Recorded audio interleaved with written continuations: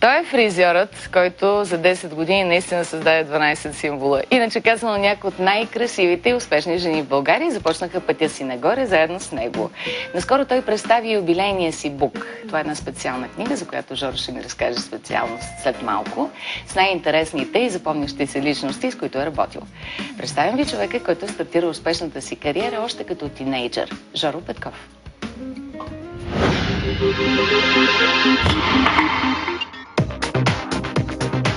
Жоро Петков е кореняк софиянец. Роден е на 18 юли и е типичен пример за човек, който прави кариерата си преди да е навършил пълнолетие. Завършил езикова гимназия с изучаване на немски и английски език. Още като ученик се хваща на работа в магазинче за дребни аксесуари. Там го забелязва една бизнес дама, която остава силно впечатлена от момчето, което й прави прическа, за да й продаде една шнола. Тя го взима на работа в своя салон за красота и така започва успешната кариера на фризьора Жоро Петков. Той завършва курс в школата на стилист Капанов и получава статут за майстор-фризьор. Записва и висше образование със специалност менеджмент в фризьорството и козметиката, фирмен менеджер. Завършва го, после се записва в прословутата академия за коафьори в Виена. Жоро е член на Националната занаятчийска камара на България. Притежава богат опит в колористиката, постригването и изработването на вечерни официални прически. Има дългогодишен опит като фризьор за фотосесии и корици на модни списания, каталози за облекло, рекламни кампании, видеоклипове и модни ревюта. Малко са актуалните звезди у нас, които не носят негови прически.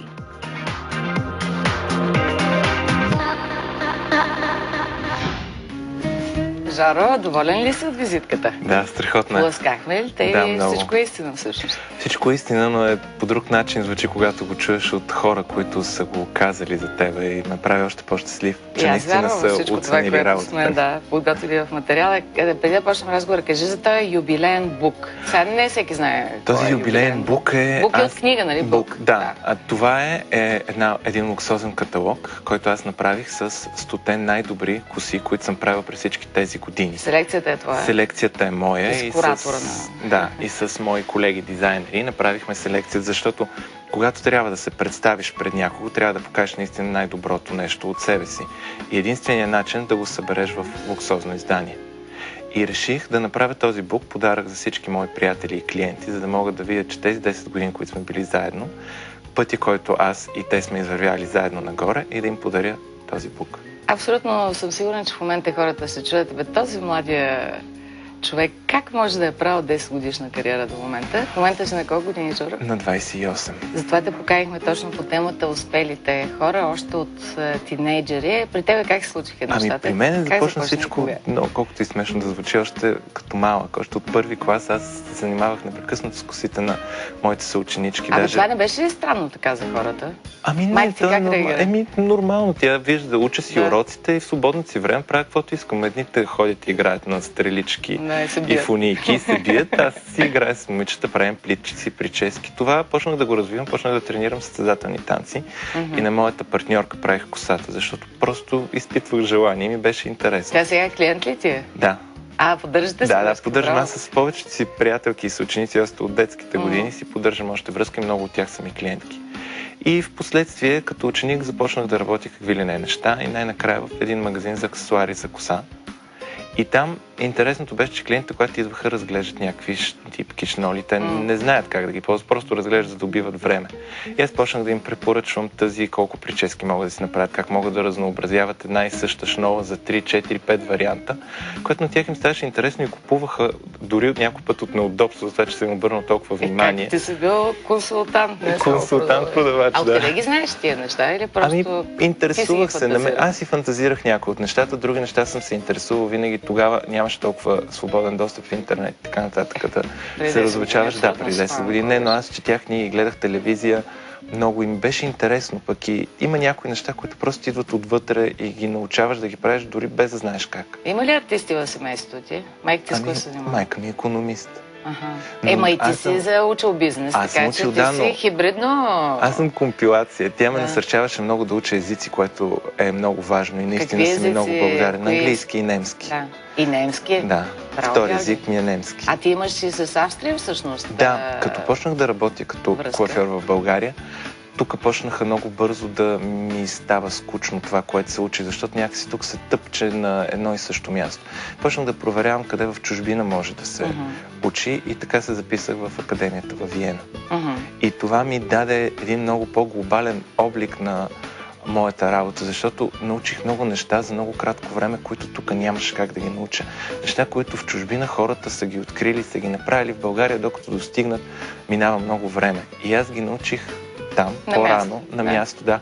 И беше много интересно, защото там хората наистина започват от много малки да се занимават с тези неща.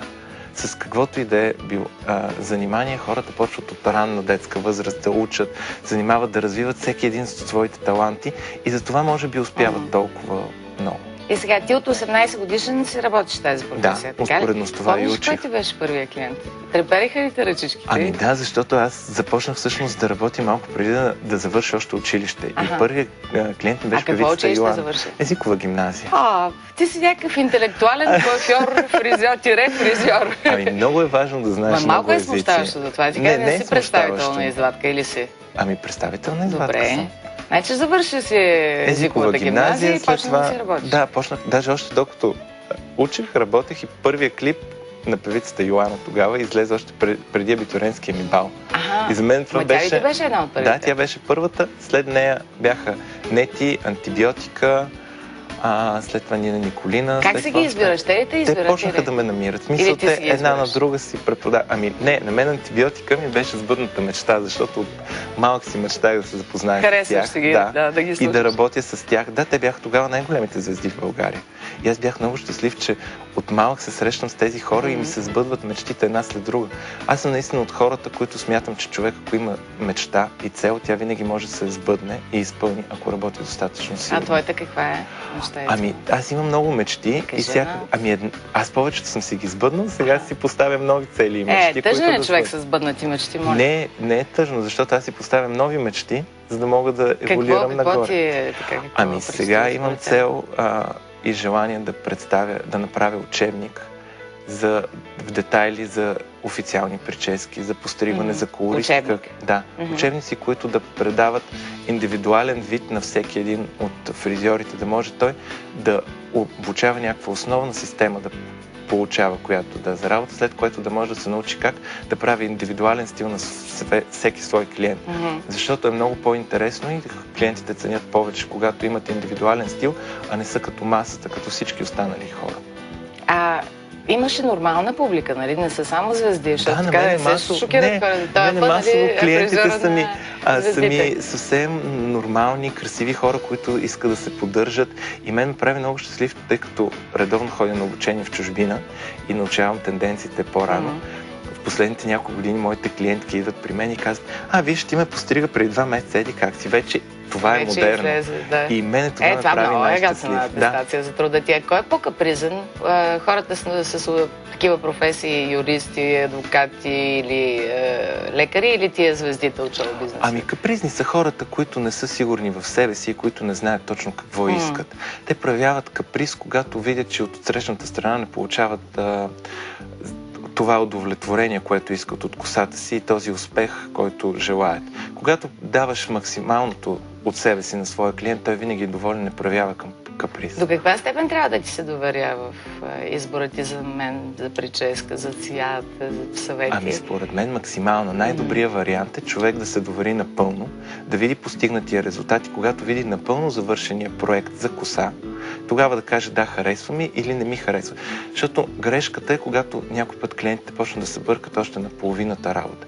Няма как да кажеш тази коса ми харесва или не, когато не си е видяла напълно. Това е само да видиш един топ плат и да кажеш тази рокля не ми харесва. Георги, с такива илюзии.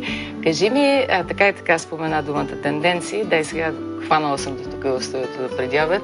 Кажи ми есен-зима 2011-2012. Есен-зима са топлите цветове.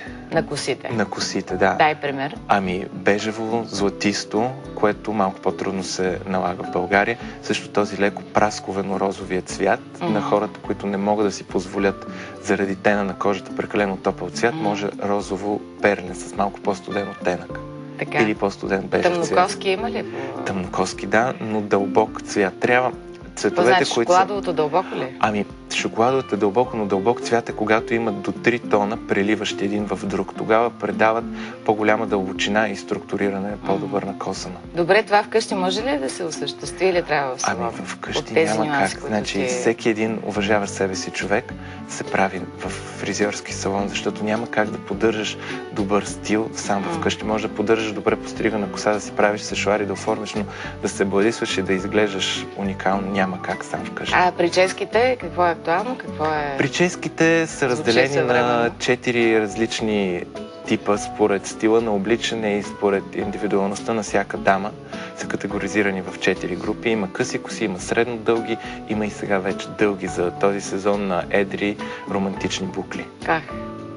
Да. Това малко ми идва тумачка, малко прекалено, но има. Но дълга коса се разбира до бюста горе-долу. Да, това е дълга по европейските стандарти. А късите, които сега са много интересни... интересни... има ли модерни в момента? Бритони, да, но триъгълни. Какво значи? Ами триъгълни, които са по-къси в края и по-дълги в центъра към носа. Но те са доста авангардни. По-къси в края. На обратно всъщност. Форма. Точно обратната форма, на която сме свикнали. Нали? Обикновено така ни постригат. Да, центрирани, леко така. Това е за права коса ли? За права, да. Добре. И за категорична. Има ли човек от твоя бизнес, на който наистина се възхищаваш искрено? Аз се възхищавам на всички мои колеги, които непрекъснато се развиват и продължават да правят все нови неща. И аз много се радвам, че в България вече има все по-силна конкуренция между фризьорите. Много от тях също ходят в чужбина, защото когато имаш конкуренция, ти се развиваш много по-добре, защото имаш с кого да се съревноваваш, да ставаш по-добър и с кого да си сверяваш часовника.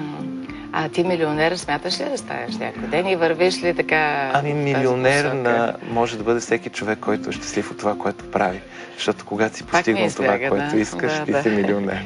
Добре, знам, че си меломан в голяма степен. Твоя салон се слуша джаз основно. Да, защото това е според мен най-приятната и релаксираща музика за всеки един човек. И това отива на твоя бизнес, на твоето изкуство всъщност. Да, защото изкуството е много приятно да можеш да съчетаеш усещането, освен на добрата коса, да бъде съчетано с добре прекарано време, което е съчетано с приятна компания, хубава музика, чаша кафе или чай. Всичко това, което мога да кажа за нашия разговор до момента. Благодаря ти, Георги Петков, Жоро.